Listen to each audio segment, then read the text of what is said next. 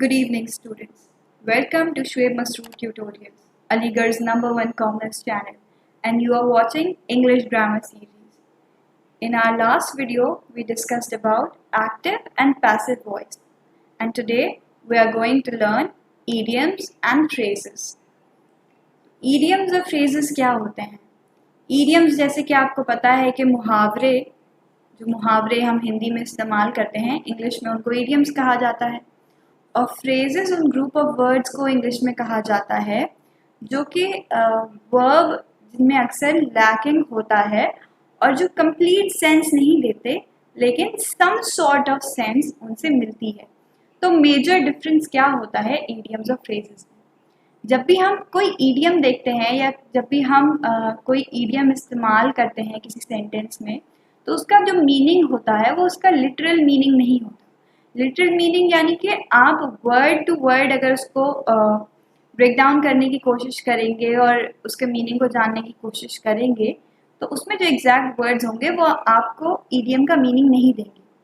जो ईडियम्स में बात लिखी होगी उसका मतलब ईडियम्स से बिल्कुल ही हटके होगा, और जो फ्रेजेस में कहा जाएगा, फ्रेजेस में जो भी लिखा होगा उसमें आपको हिंट मिलेगी उसके मीनिंग की, उसी में आपको उसका मीनिंग पता चल जाएगा। ये मेजर डिफरेंस है इडियम्स में और फ्रेजेस में।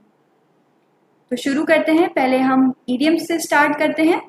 तो पहला इडियम है a bird in the hand is better than two in the bush. तो इसका अगर लिटरल मीनिंग देखा जाए तो इसका लिटरल मीनिंग होगा कि हाथ में जो बर्ड है वो बेहतर है उन 2 बर्ड से जो कि बुश में यानी झाड़ियों में है। तो अगर आप इसका मीनिंग ट्रांसलेट करें या फिर आपको अगर ये सेंटेंस में यूज़ करना हो तो इसका मीनिंग ये इसके लिटरल वर्ड्स कभी भी नहीं होंगे। तो ये बात जो है ये हमें दिखाती है कि ये एक इडियम है क्योंकि ये इसका लिटरल मीनिंग नहीं होगा जो कि सेंटेंस में लिखा है। तो मीनिंग क्या है इसका?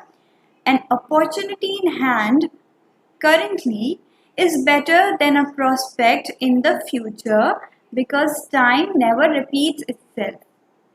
तो इसका मतलब ये है कि आपके हाथ में अभी जो अपॉर्चुनिटी है वो बेहतर है उस अपॉर्चुनिटी से जो कि आपको फ्यूचर में मिलेगी, क्योंकि आपको फ्यूचर का नहीं पता कि आपको फ्यूचर में कोई अच्छी अपॉर्चुनिटी मिलेगी या नहीं। तो अभी आपके हाथ में जो अपॉर्चुनिटी है वो बेहतर है और आपको उसी का इस्तेमाल करना चाहिए instead of waiting for the opportunity in the future. ये मतलब है, आप कभी भी ये अंदाज़ा इसको पढ़कर नहीं लगा सकते थे इडियम को कि इसका कुछ ऐसा मीनिंग होगा। इतना डिफरेंस होता है इडियम के लिटरल मीनिंग में और इडियम के एक्चुअल मीनिंग में। तो ये तो हो गया पहला एग्जाम्पल इडियम का। नेक्स्ट देखते हैं, every cloud has a silver lining. हर एक क्लाउड में सिल्वर लाइनिंग है। इसका जो एक्चुअल मीनिंग है वो क्या है? Bad things one day eventually lead to good things. अगर आपकी ज़िंदगी में अभी जो वक्त है वो अच्छा नहीं चल रहा, बुरी चीज़ें हो रही हैं, लेकिन इवेंचुअली अच्छा टाइम भी आएगा, और हर टाइम बुरा वक्त ही नहीं रहता, बुरा वक्त लीड करता है अच्छे वक्त की तरफ। तो ये इस बात का मतलब है। सिल्वर लाइनिंग का मतलब है कि आप हर एक चीज़ में पॉजिटिव एस्पेक्ट ढूंढ रहे हैं। अगर अभी आपके साथ कुछ बुरा हो रहा है तो फ्यूचर में कुछ अच्छा भी होगा। नेक्स्ट है chip off the old block. Chip off the old block, तो इसका क्या मतलब होता है? That a person is similar in behaviour और एक्शन लाइक हिज पेरेंट्स। ऐसा इंसान जो कि अपने एक्शंस में और अपने बिहेवियर में अपने पेरेंट्स की तरह हो, अपने पेरेंट्स से बहुत ज़्यादा सिमिलर हो, तो उसके लिए आप ये इडियम यूज़ कर सकते हैं, chip off the old block. जैसे कहा जा सकता है कि you are a chip off an old block, यानी कि आप अपने पेरेंट्स में मिलते हैं या आपकी जो आदतें हैं वो अपने पेरेंट्स में मिलती हैं। फोर्थ है has bigger fish to fry. Has bigger fish to fry का मतलब होता है, has bigger fish to fry का बिल्कुल ये मतलब नहीं है कि आपके पास एक बड़ी मछली है जिसको आपने तलना है। Has bigger fish to fry का एक्चुअल मीनिंग होता है कि आपके पास अभी जो काम है वो ज़्यादा इम्पोर्टेंट है comparing to the other work जिसके बारे में बात हो रही है, उस काम से ज़्यादा इम्पोर्टेंट जो काम आप अभी कर रहे हैं वो है। तो आप कह सकते हैं कि I am very busy, I can not take another work at the moment because I have a bigger fish to fry. मेरे पास अभी ज़्यादा बड़ा काम है या ज़्यादा बड़ी अपॉर्चुनिटी है या ज़्यादा इम्पोर्टेंट काम है। इस सेंस में इस ईडियम को यूज़ किया जा सकता है। नेक्स्ट ईडियम है having an ace up the sleeve. Having an ace up the sleeve. S किसको कहते हैं? एस जो डेक ऑफ कार्ड्स होता है या जिसको ताश के पत्ते बोलते हैं, उसमें एक कार्ड एस होता है जो कि बहुत इंपॉर्टेंट कार्ड होता है, तो उसको एस कहा जाता है। तो अब इसका एक्चुअल मीनिंग देखते हैं। Have an advantage that is currently being withheld for future purposes. आपके पास कोई एडवांटेज है लेकिन आप अभी उसको डिस्क्लोज नहीं कर रहे, और जब टाइम आएगा तब आप उसको डिस्क्लोज करेंगे। आपके पास कोई बिगर एडवांटेज है in comparison to some other person, या आपका कोई कॉम्पिटिटर हो, उसके कंपैरिजन में आपके पास एक एडवांटेज है लेकिन आप अभी उसको रोके हुए हैं, और जब टाइम आएगा तब आप उस एडवांटेज का इस्तेमाल करेंगे। तो ये उस सेंस में यूज होता है, having an ace up the sleeve. Sixth है wear your heart on your sleeve. Wear your heart on your sleeve, इसका एक्चुअल मीनिंग होता है expressing yourself to openly. ऐसे लोग जो अपने आप को आसानी से एक्सप्रेस कर सकते हैं, इमोशनल होते हैं, जो भी दिल में होता है वो बात कह देते हैं, बहुत उनके अंदर क्लैरिटी है, कोई दोगलापन नहीं है, जो भी उनके दिल में है वो बात वो आसानी से बोल देते हैं। सेवेंथ है by the skin of your teeth. इसका एक्चुअल मीनिंग होता है to just barely get by और मेक इट। कहीं पर आप एकदम एन वक्त पर पहुंचे हैं, कहीं पर आप बिल्कुल ऐसे टाइम पर पहुंचे हैं जहाँ के आपका टाइम बिल्कुल ख़त्म होने वाला था डेडलाइन का, या आपने कोई असाइनमेंट सबमिट करना था, उसकी डेडलाइन से आपने जस्ट कुछ देर पहले असाइनमेंट सबमिट किया, देन तब ये ईडियम आप यूज़ कर सकते हैं, bye the skin of your teeth. Eighth है ब्रेक अ लेग।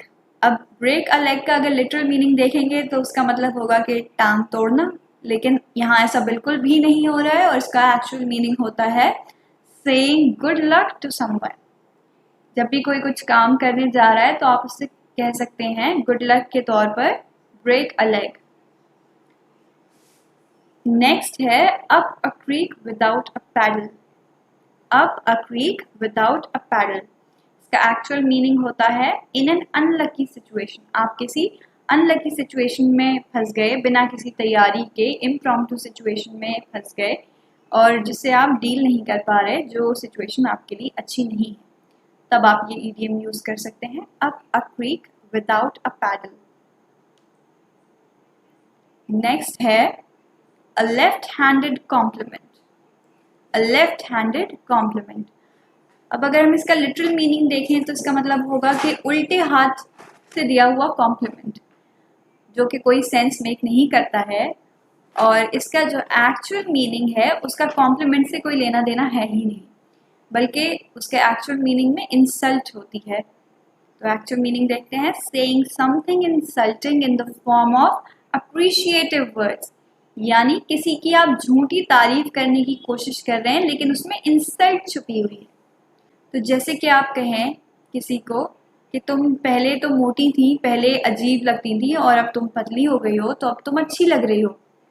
तो इसमें एक पार्ट में तो तारीफ छुपी है कि तुम पतली हो गई हो तो तुम अच्छी लग रही हो, लेकिन साथ साथ में इंसल्ट भी है कि तुम पहले मोटी थी और तुम अच्छी नहीं लगती थी, बॉडी शेमिंग की जा रही है। तो वो एक लेफ्ट हैंडेड कॉम्प्लीमेंट है, it's more of an insult than a compliment. तो इसलिए इस तरह के कॉम्प्लीमेंट्स देना अवॉइड करना चाहिए, it's more of an insult than a compliment as I just said. Next है to not see the wood for the trees.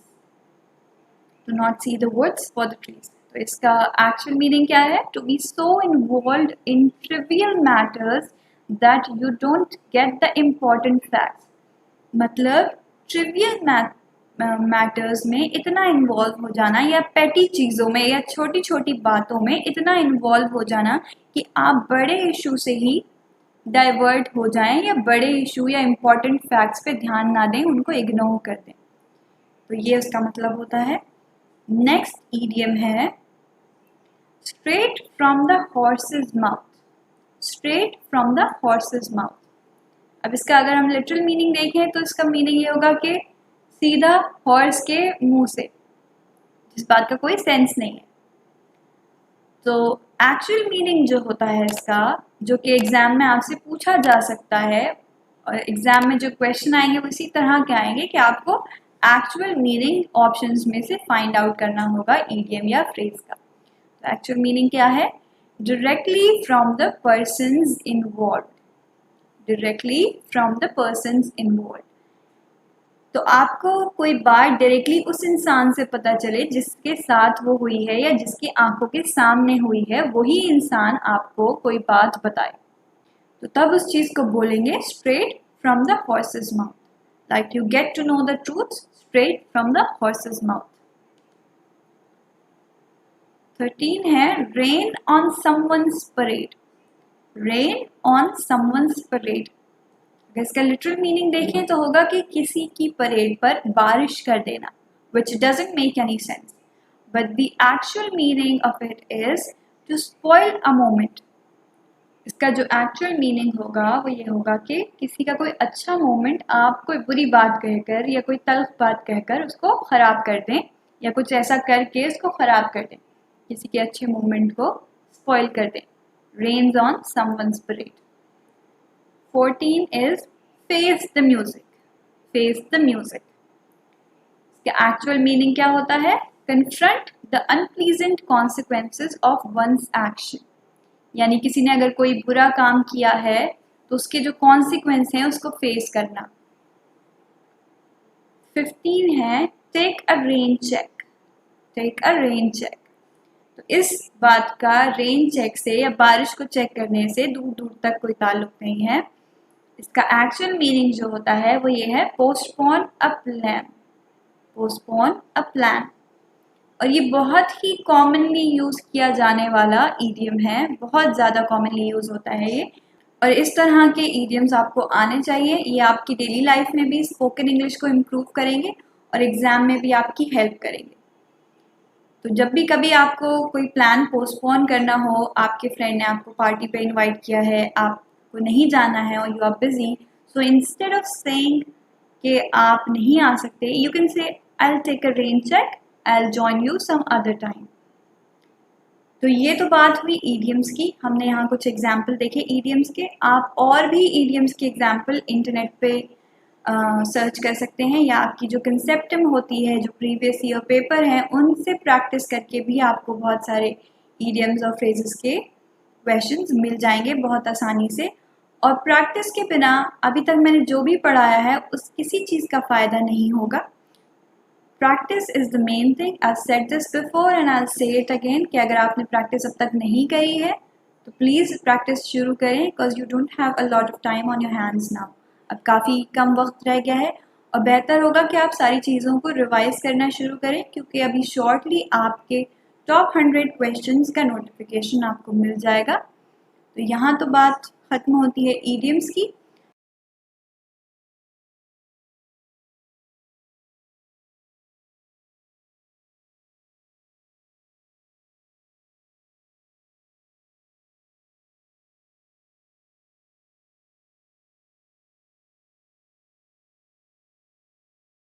और अब हम आगे चलते हैं और फ्रेजेस की बात करते हैं, फ्रेजेस को पढ़ते हैं। तो जैसे कि ईडियम्स में था कि लिटरल मीनिंग जो सेंस दे रहा था, एक्चुअल मीनिंग उससे कम्प्लीटली डिफरेंट था। लेकिन फ्रेजेस में हमको काफ़ी हद तक सेंस मिल जाती है एक्चुअल मीनिंग की। तो पहला फ्रेज है फेयर प्ले। फेयर प्ले, जैसे कि आपको इन दोनों वर्ड से इसका मीनिंग समझ आ रहा होगा, तो इसका मतलब ये है कि किसी भी तरह की कोई पार्शियलिटी या कोई चीटिंग या फेवरेटिज्म इन्वॉल्व नहीं है। तो इसका यही मतलब होता है कि सबके लिए इक्वल कंडीशंस हैं। किसी कंपटीशन में आपने पार्ट लिया अगर, तो सबके लिए इक्वल कंडीशंस थी, सबको इक्वल अपॉर्चुनिटी मिली। सेकंड है by leaps and bounds. By leaps and bounds. तो लीप्स क्या होती हैं? जब भी कोई कहीं से छलांग लगाता है तो उसको कहते हैं लीप करना।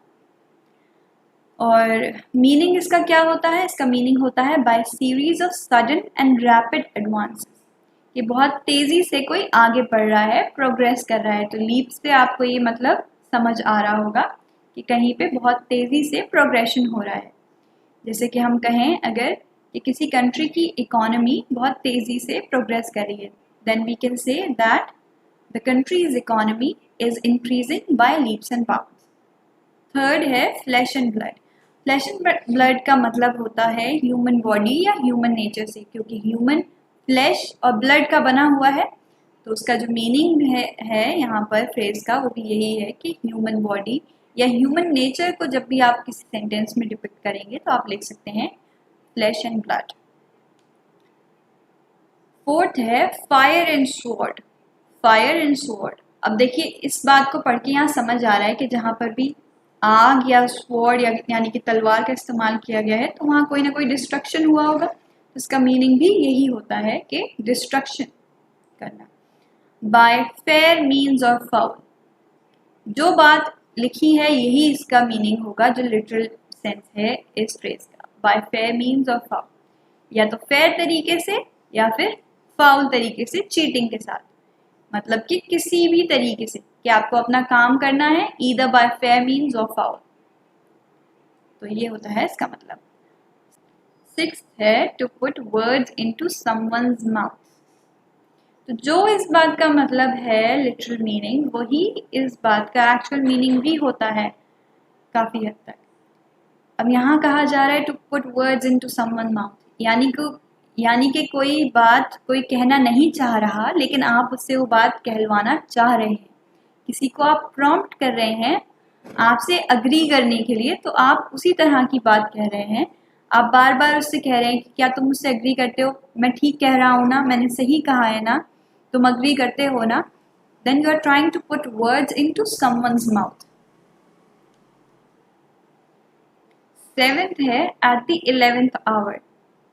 इसका मीनिंग भी आपको इस फ्रेज को पढ़कर समझ आ जाएगा। एट द 11th आवर, 12 घंटे होते हैं 11th आवर। 11th आवर यानी कि 12 घंटे खत्म हो रहे हैं। इसका मतलब भी यही होता है कि बिल्कुल लास्ट मोमेंट पे कोई काम हुआ है, एट द लास्ट मोमेंट। जब भी आपको ये बताना हो कि आपने कोई काम में डिले कर दिया तो आपका काम बिल्कुल एंड में हुआ, या आप कहीं पे बिल्कुल एंड पे पहुंचे टाइम के जस्ट खत्म होने से पहले, तो आप कह सकते हैं कि I reached at the party at the 11th hour. Eighth है in the face of. In the face of, तो जो इस बात का लिटरल मीनिंग है उसी से आपको इसका एक्चुअल मीनिंग भी समझ आ जाएगा। मीनिंग है अगेंस्ट या फिर बीइंग कन्फ्रंटेड विद। जैसे कि आपको आपके डर का सामना करना है या किसी डिफिकल्ट सिचुएशन का सामना करना है, तो आप ये कह सकते हैं कि I do not lose my strength in the face of difficulty और in the face of fear. और नाइन्थ है cutting the rug. Cutting the rug, कि आप कारपेट को काट दें, इसका लिटरल मीनिंग ये होगा, यानी कि कारपेट को डिस्ट्रॉय किया जा रहा है बेसिकली। तो इसका जो एक्चुअल मीनिंग है वो भी बहुत मिलता जुलता होता है इसके लिटरल मीनिंग से। इसका एक्चुअल मीनिंग होता है टू डांस क्रेजीली, यानी बहुत ज़्यादा क्रेजी होके डांस करना। इतना क्रेजी होके डांस किया कि रग को ख़राब कर दिया। So that's what it means. 10th है इन्स एंड आउट्स, अंदर और बाहर। तो ये तब यूज होता है जब आपको हर एक चीज़ की डिटेल पता हो, किसी भी चीज़ की। जैसे कि आपको अपने लैपटॉप की एक एक छोटी से छोटी डिटेल पता है कि वो किस तरह से बना है या उसमें कौन सा प्रोसेसर यूज़ हुआ है, इस तरह की सारी इंफॉर्मेशन, या आपको उसको पूरी तरीके से हैंडल करना आता है, तो उसके लिए आप यूज़ करते हैं ये फ्रेज इन्स एंड आउट्स, यानी कि आपको हर एक डिटेल पता है। आप कह सकते हैं कि I know the ins and outs of my laptop, या फिर आप कह सकते हैं कि I know the ins and outs of my house. आपको अपने घर का एक एक कोना कोना पता है कि घर के अंदर कौन सी चीज़ कहाँ रखी हुई है, और या फिर बाहर घर के किस तरह का स्ट्रक्चर है, ये सारी चीज़ें। उसके लिए आप ये फ्रेज यूज़ कर सकते हैं इन्स एंड आउट्स।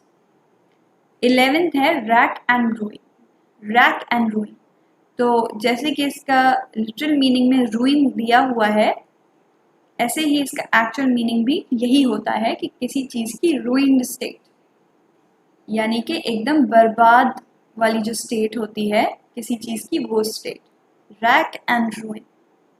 12th है विदाउट एनी राइम और रीज़न, यानी बिना किसी रीज़न के अगर कोई काम हुआ है। जैसे कोई चीज़, किसी ने कुछ ऐसा कर दिया जिसका उसने रीज़न नहीं दिया, बिना वजह कोई ऐसा बड़ा काम कर दिया, कोई ऐसा बुरा काम कर दिया, तो आप उस बात के लिए कह सकते हैं विदाउट एनी रीज़न किया उसने वो काम, और उसने कोई अकाउंटेबिलिटी भी नहीं ली उस काम की, तो तब आप ये यूज़ कर सकते हैं विदाउट एनी राइम और reason.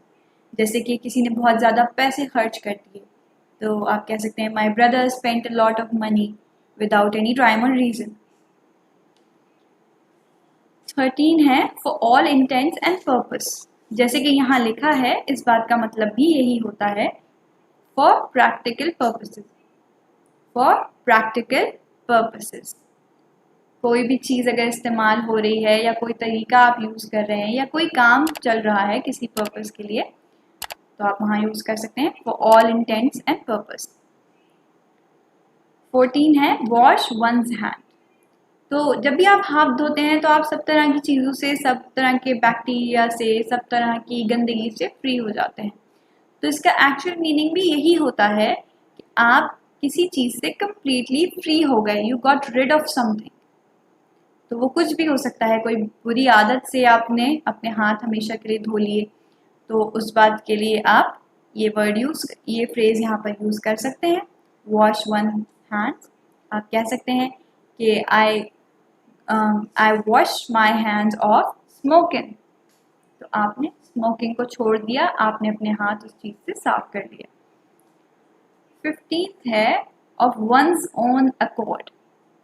Of one's own accord, तो जैसे कि यहाँ पर लिखा है कि अपनी मर्जी से, बिल्कुल इसी बात का एक्चुअल मीनिंग भी वही होता है कि आप कोई काम वॉलंटरली कर रहे हैं, यानी अपनी मर्जी से कोई काम आपने किया है। तो यहाँ पर फ्रेजेस भी ख़त्म होते हैं। तो अगर आपको फ्रेजेस के और एग्जांपल्स देखने हैं तो आपको इंटरनेट पे या कंसेप्टम में मिल जाएंगे, and I will try to give a link जहाँ पर आपको और फ्रेजेस और ईडियम्स के एग्जाम्पल मिल सकते हैं। आप चाहें तो आप वहाँ से भी ईडियम्स और फ्रेजेस और ज़्यादा पढ़ सकते हैं और प्रैक्टिस कर सकते हैं, क्योंकि आपके एग्ज़ाम में ये क्वेश्चन ऑलमोस्ट हर साल आते हैं जहाँ पर डायरेक्टली पूछा जाता है कि what is the meaning of this idiom और what is the meaning of this phrase. तो आपको ऑप्शंस में से ढूंढना पड़ेगा, और अगर आपने पढ़े होंगे पहले से ईडियम्स और फ्रेजेस तो फिर आप बहुत आसानी से वो क्वेश्चन कर पाएंगे। और मैं फिर से आपसे बात कहूँगी कि आपने अभी तक जो भी वीडियोस से सीखा है उसको प्लीज़ रिवाइज करना शुरू करें, क्योंकि टॉप 100 का नोटिफिकेशन आपको जल्द ही मिल जाएगा। तो अब हम आते हैं लेक्चर के फाइनल सेगमेंट पर, जो कि है टुडेज वर्ड्स। तो आज का पहला वर्ड है फीबल। फीबल का मतलब होता है वेरी वीक। कोई बहुत ज़्यादा वीक है, कोई बहुत ज़्यादा बीमारी की वजह से वीक हो गया है, या कोई साउंड है जो कि बहुत वीक निकल रही है, वहाँ पे भी फीबल का इस्तेमाल होता है। और इसके सिनोनिम है वीक या फिर फ्रेल भी कह सकते हैं, सेम मीनिंग। एंटोनिम इसका होगा स्ट्रॉन्ग। अगर कोई चीज़ फीबल है यानी कि वीक है तो एंटोनिम होगा स्ट्रॉन्ग। सेकेंड वर्ड है इंसेसेंट। इंसेसेंट, इंसेसेंट उस चीज़ को कहते हैं जो कंटिन्यू करे बिना किसी इंटरप्शन के। मतलब कोई भी चीज़ स्टार्ट हुई तो वो रुक नहीं रही है, वो बिना किसी इंटरप्शन के चले जा रही है। जैसे कि बरसात में इंसेसेंट रेन्स होती हैं, यानी एक बार अगर बारिश शुरू हुई तो कभी कभी ऐसा होता है कि 2 दिन हो गए बारिश बंद नहीं हो रही, तो हम उस बारिश को कह सकते हैं इंसेसेंट रेन। इसका सिनोनिम है सीजलेस और अनअबेटेड। एंटोनिम है ओकेजनल। इंसेसेंट का मतलब था कि कोई चीज़ बिना इंटरप्शन के चले जा रही है, तो उसका उल्टा वही होगा कि जब कोई चीज़ टाइमली होती है, कभी कभार होती है, रुक रुक कर होती है, तो इसलिए ओकेजनल उसका एंटोनिम है। थर्ड वर्ड है रेप्रिमेंड। रेप्रिमेंड, रेप्रिमेंड का मीनिंग होता है a formal expression of disapproval. A formal expression of disapproval, जैसे कि आपने ऑफिस में कोई काम अपने बॉस के अकॉर्डिंग नहीं किया, जैसा उन्होंने बताया था वैसा नहीं किया, तो it's likely that you might get scolded by your boss. तो उसके लिए जो फॉर्मल टर्म होगा वो होगा रेप्रिमेंड, कि आपका बॉस आपको कुछ सुनाएगा यानी रेप्रिमेंड करेगा, या जो भी आपने किया है उसको ठीक करने के लिए बोलेगा। तो उसके सिनोनिम होते हैं रिब्यूक या एडमोनिशन। उसका एंटोनिम होता है प्रेज, यानी अगर आपको रेप्रिमेंड किया जा रहा है तो उसका उल्टा होगा कि आपकी तारीफ की जा रही है, आपने कोई काम ठीक किया है तो आपकी तारीफ होगी। फोर्थ वर्ड है एंथ्रॉल। इसका मीनिंग होता है कैप्चर वंस अटेंशन, यानी कि आप किसी की अटेंशन कैप्चर कर लें, कोई आपसे बहुत ज़्यादा चार्म हो जाए, या आप किसी की अटेंशन कैप्टिवेट कर लें, या कोई आपकी अटेंशन कैप्टिवेट कर ले। इसके सिनोनिम होते हैं चार्म, कैप्टिवेट, हिप्नोटाइज एटसेट्रा, और इसका एंटोनिम होगा रिपेल। फिफ्थ वर्ड है डिमविट। डिमविट का मीनिंग होता है स्टूपिड पर्सन, और इसके सिनोनिम है फूल, इम्बेसिल यानी कि बेवकूफ, और इसका उल्टा होगा इंटेलिजेंट। तो आज का हमारा लेक्चर यहाँ पर ख़त्म होता है। आई होप कि आपको आज जो भी पढ़ाया वो समझ आया होगा। अगर आपको ये वीडियो अच्छी लगी है तो please like this video, share it with your friends, and do subscribe to the channel. And I will see you in the next lecture. Thank you for watching.